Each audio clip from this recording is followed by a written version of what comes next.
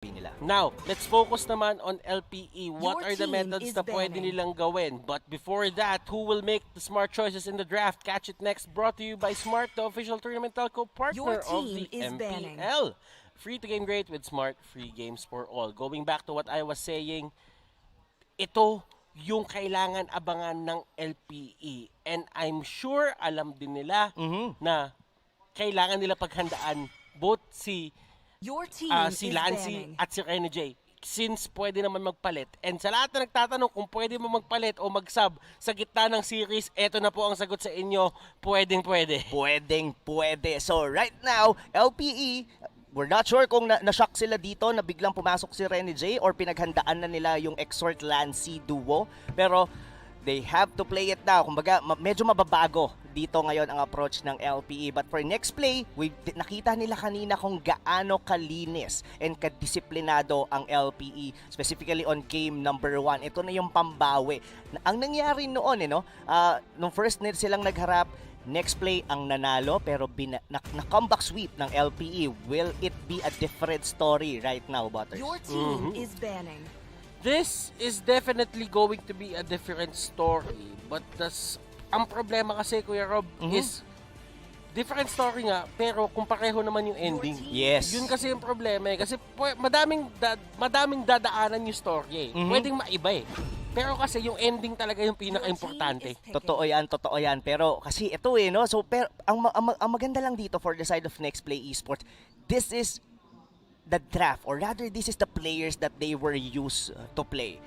Renejay will really not only the charisma pero yung impact niya kasi as the gold laner of this team, and most likely sa mga scrim nila siya yung kasali. So right now, Next Play Esports, ito yung kadalasan na nakikita natin given na Renejay could be able to bring a lot on this team. Meanwhile, LPE will just have to stick on what they usually do. Ngayon, Ranger ang kanilang pipiliin dito. What's gonna be it? For Your team is picking. Oh my, so it's gonna be a Uranus. Paano kayang sagot dito, Butters, ng Next Play Esports? This is a clear answer. Well, a 1v1 laner against the possible side lane Pakito. Pero pwede din naman kasi Pakito na tank din ang gawin dito Next Play Esports. Nakita na natin ginamit ni Yawi yan. But for Next Play, since dito si renejay, possible na mag-alis sila. There's a possibility na mag-alis sila. There's a possibility na kumuha sila dito ng mga side lane na marksman. Katulad niyang Claude, this is a possibility na Claude side lane. Nakita natin si renejay, yung mga heroes na ginagamit niya, and the Lunox will go to the side of Next Play Esports. Then, this is a clear answer para kay Uranus kasi ayaw naman nilang mabully ng Uranus in the early game, papasok ng mid game. Yan din ang mga nagiging sagot talaga no, para sa mga katulad ni Uranus, yung pagtunaw nila, no? Si Lunox talaga kasi kahit sabihin na natin mag-build ka ng mga magic defense item, nagpe-penetrate kasi talaga yung Chaos Bolt and dito. Always remember yung passive ng isang Lunox na yung cooldown reduction na nabibigay sa kanya ng mga items na convert into magic penetration. Yes, that was something talaga. Kaya talagang prioritize din talaga itong hero na to Your over team our is meta. banning. So, LPE will be taking the Forza as the answer ngayon dito for Next Play Esports. So, kung titignan natin dito, ang kulang for Next Play, if this is gonna be a gold laner Your na team Claude, they is still don't banning. have their jungler and they still don't have their tank. Meanwhile, for LPE, ano pa ba mga kulang sa kanila dito? Wala pa yata rin silang gold laner dito, Butters, and as well with tank. Actually, naggugulat nga ako dito na walang kumukuha ng Rafaela agad eh. Parang ayaw na nila ng mga nice one baby, Ako no? iniisip ko LPE pwede nila kunin si Rafaela sa tank kasi meron na sila ditong mage. Pwede nilang Good gawin point. yan. Pwede nilang gawin kasi Granger pa rin to eh. Your team Nakita is naman banning. natin, no? 'Di ba, yung mga nice one baby meta, sobrang bilis, and well, narinig ka yata dito Narinig. ni Tinanggal Coach na. Doggy na sabi ni Kuya Butters, baka mag-Rafaela ang LPE. So, binan na ngayon yan ng Next Play Esports. And look at the kiting potential na meron sana dito yung LPE kung nakuha nila yung Rafaela. Yung Farsa lumilipad, may boost pa. Si Uranus papasok at lalabas lang kapag kailangan niya mag-regen. si Your team Rio, is si banning. Ranger automatically nabibigyan siya ng extra movement speed, which is ayaw na ayaw mo kapag ka naghahabulan na. Exactly. Saka yung ano we've seen Parsa talaga na talagang nagpipick off ng mga backlanes dito na like yung mga mages. Like even this Lunox would have a hard time kasi mas malayo ang feathered airstrike compare dun sa dark ng isang ng Lunox, and given na kailangan mo pang pumasok para lang gawin yun. Now, I'm saying na pwede kumuha dito yung LPE ng isang show. Maganda ang show tank para kay Your Bimo. team Nakita is na natin yan kung paano niya paglaruan yan. Isa yan sa the way of the Pectus. The way of the Pectus. Okay. Sabi nga nila, Kuya Manjin, the black magic. The Black Magic. Diba? Pero yeah, we have to see. And kung babalikan din natin yung mga heroes ni Bimo, isa din yan sa niya sa sabihin na nating comfort pick ang Cho na tank. Well, for the side of Your LPE, team they're gonna is go for a lapu-lapu. Secure muna nila yung side lane nila. Nakikita naman nila dito na kailangan talaga dual heavy yung kanilang mga side lane. Next Play Esports, hindi pa natin alam kung tank ba tong Pakito na to or may iba pang tank na ipapahawak kay Yawi. Pwede kunin ni Yawi yung show dito kung gustuhin nila, since wala namang Popol and Kupa na pwedeng mag-trickle down sa kanya kanina. Kasi yun yung naging problema niya eh. Magpapakita siya sa lane, ang gagawin sa kanya, papadala si Kupa, papakagat siya. Tapos, unti-unting nawawala yung buhay niya na hindi mo nakakamdaman na kalahati na yung buhay mo, nag-aalangan ka na din pumasok. Ay, pwede. How do you think dito, no? Since, I really like you pointed out na pwede nga yung tank Cho dito. How about the Franco? Is it possible ba for Next Play Esports to use a Franco against the lineup dito ng LPE? Pwede, pero kasi may Uranus tsaka may Lapu eh. Your Na automatically, Oh. pag hindi mo sila na-takedown, sila ang babalik sa'yo. Yes. And they go for the Akai, they go for the Lance, and this is something Next Play Esports is familiar with. Alam na alam nila kung paano Agree ako. tumatakbo to. And this is a good answer para dito sa dalawang member sa side ng LPE. Ngayon, yung Uranus, automatically, ang iniisip ko na mapipilitan siya kumuha ng Purify kasi ayaw niya naman maipit. Si Jake the Dog dito, however, with that lapu-lapu, kung siya man ang gagamit, this is going to be tricky kasi flicker ang magiging galawan niya. Pero meron silang wild charge na kinuha. Knock up para sa Akai. Up nga ang pagiging sagot nila dito with Yawi's Akai. Pero like what you mentioned, ito yung nakasanayan nating makitang draft with Next Play Esports. May isasabay sila dito with the early with of course H2O's Lancelot. Tapos going into mid to late game, nandito naman si Kuya Renejay. Meanwhile for LPE, like what you've mentioned, crack ang kanilang magiging sagot dito for Akai, and of course yung Granger dito ni Aspect on the early stages of the game. Wow, itong game 2 parang total shift kung anong nangyari nung game number 1 ba. Ngayon, bakit Grok yung pinili dito ng LPE? It's all about the tempo. Tatandaan mo na si Akai really needs the Hurricane Dance bago siya maging total threat sa may mapa. Napakaganda ng first level 1 to level 3 ng isang Grok. So, pinunan nila yung pagkukulang na yon sa side ng Next Play. Na wag na natin antayin mag-level 4 siya. Ang gawin natin dito, pasukin na natin agad yung gubat nila kasi pwede natin kulutin na naman si H2O. Same as game number 1, ganun din yung game plan nila. Guluhin natin si H2O, wag natin siya pag-farmin. Nakita natin yun, kung paano nila pinahirapan si H2O, that yung Harley ni Aspect, that one of the reason kung bakit din kailangan iban yun ng Next Play. But right now, mga kaibigan, this gonna be the second series of the day, and of course, second game dito, LPE. Mukhang yun na naman yung gagawin. Tama ka, Butters. Bimo dito is really trying to invade agad dito sa jungle ng NXP. And this is going to be somewhat the advantage na meron ang side ng LPE. Yung tempo pwede nila iset. Mas mabilis sila dito in terms of tank. Sabihin na lang natin, patas lang naman din si Aspect at si H2O in terms of the clearing speed. Pero kasi yung crack, yung tank talaga, dyan nagkakaroon ng problema.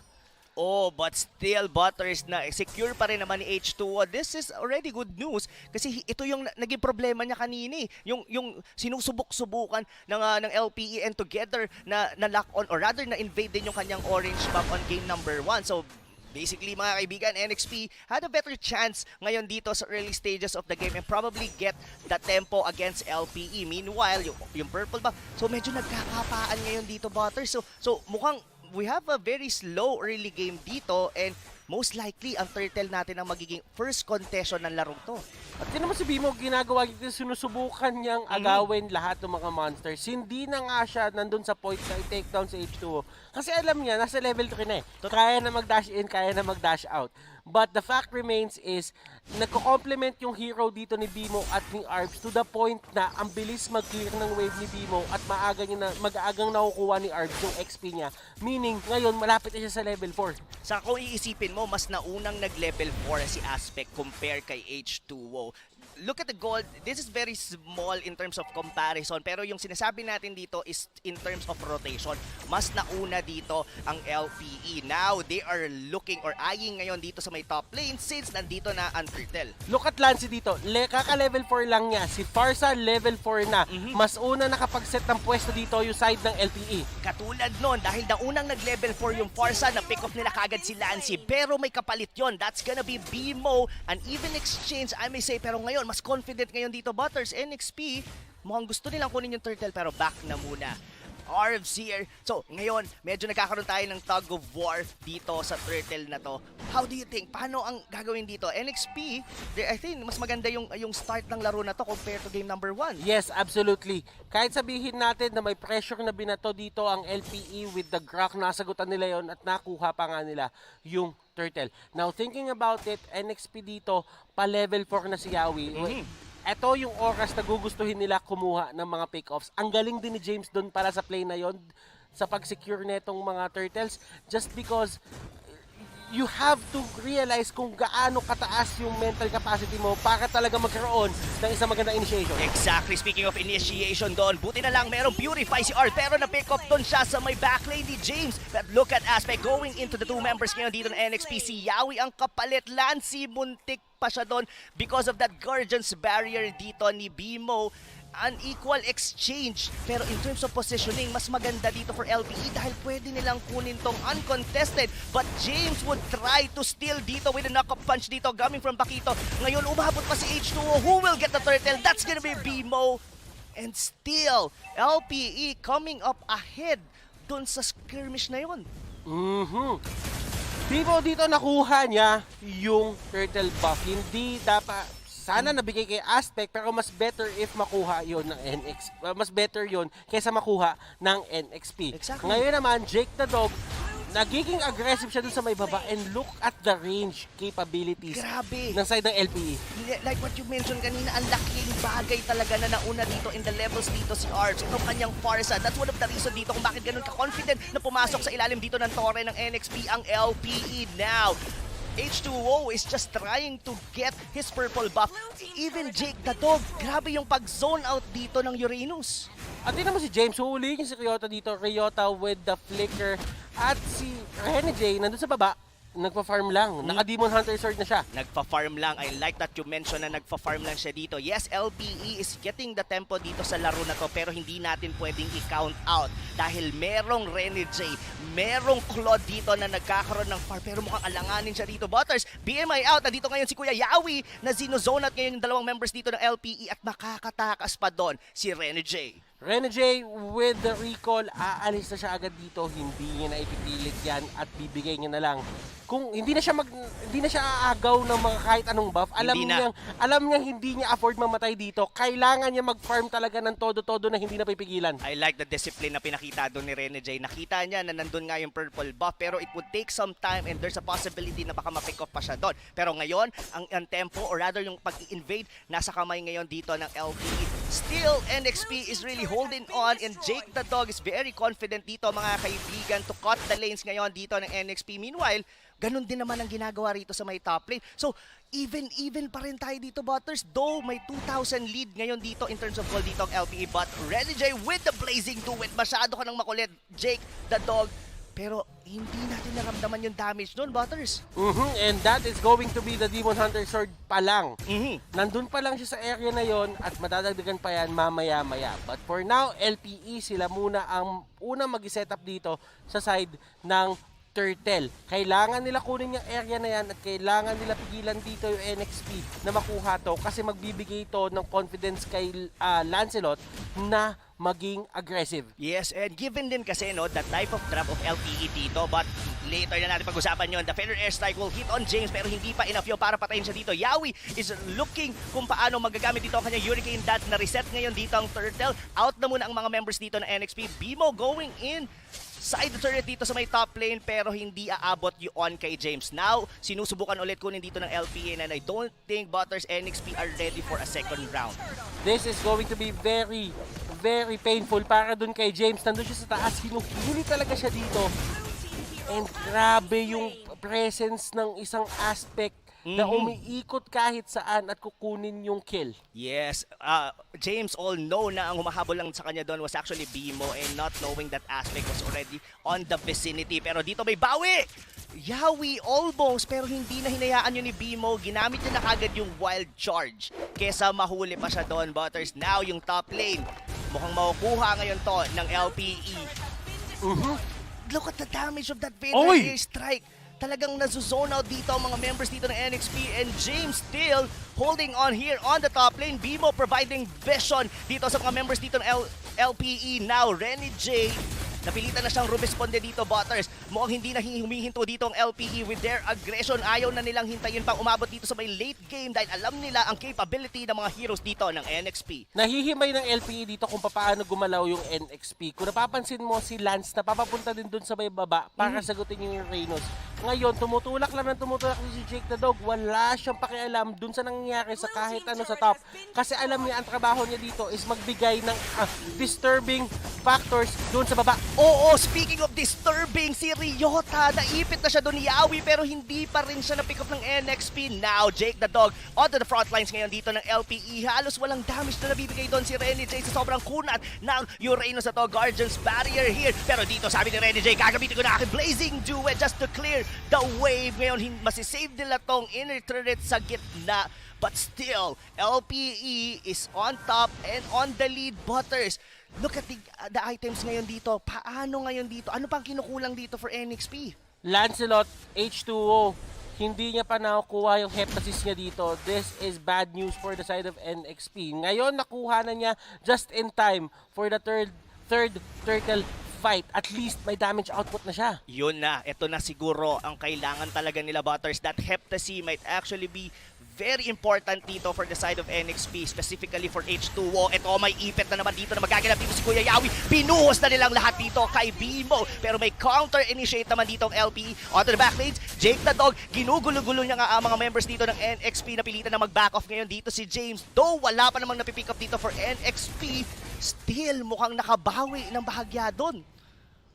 Napigilan nila yung Lord Take na gagawin dapat netong side ng LPE. Ngayon, ang ganda ng play galing dun kay Yawi, naipit niya si Bimo, and Bimo, wala talaga siyang magagawa dun. Yes. Binuhusan siya ng skills. But remember, tama lang din na hindi naghabol din yung NXP. Alam nila na wala na sila mga ultimates at that point on at kaya lang nila is mag-delay. Disiplina talaga. Pero ito na naman, Hurricane Dance. Magagaling kay Yawi. Wala yate. Purify doon si Arvs na pick off ngayon dito ang Farsa. But with the wild charge, mababawian naman nila dito ang Akai. Look at here. renejay with the Blazing Duet. Almost. Pero hindi pa inabot yon, kinapos pa ng damage doon for Bimo. Now, nagkakaroon tayo ngayon dito, Butters, ng tug of war dito sa Lord na to. Sino kaya ang makakakuha? Pero mamaya na yun dahil si Lancy dito na panitan ng gumamit ng Order of Brilliance. Pero dalawang members ngayon dito, Jake the Dog, sobrang kunat ng Uranus. Mukhang hindi enough ang damage pa rin ng NXP. Kung iisipin mo rito, Butters, that KDA 0-0-0 pero yung stress level na binabato sa kanila nitong Uranus sobrang taas. Grabe nga kahit assist wala siya eh. Talagang si Jake the Dog, work only, no personality. Work only. Trabaho lang, walang personalan. Speaking of walang personalan, pero kay Yawi meron yun dahil naipit na naman yung dalawang miyembro ng LPE doon sa ilalim ng brushes. Ngayon, bawi rito. Arvs is already down. Sino pa ang susunod? Aspect na pilitan ng mag-back off dito. Mukhang nararamdaman na ng NXP ang momentum dito sa laro na to dahil confident na sila ngayong, Butters. Mukhang makukuha nila tong Lord na to. renejay being the factor dito na hindi nakikita ng LPE kanina. Pero ngayon, dahil meron na siyang mga items, ramdam na ramdam mo yung presensya niya, especially with the Blazing Duet. Yes, wala siyang nati-take down, pero yung damage natin... Oh no! Another super ipit coming from Yawi. Naku po mga kaibigan, nakuha nila dito si Jake the Dog. Kung kanina 0-0-0 ka, ngayon 0-1-0 ka ngayon. Ngayon dito ang Lord, sinusubukan ng kunin dito ng NXP. Will they be able to take?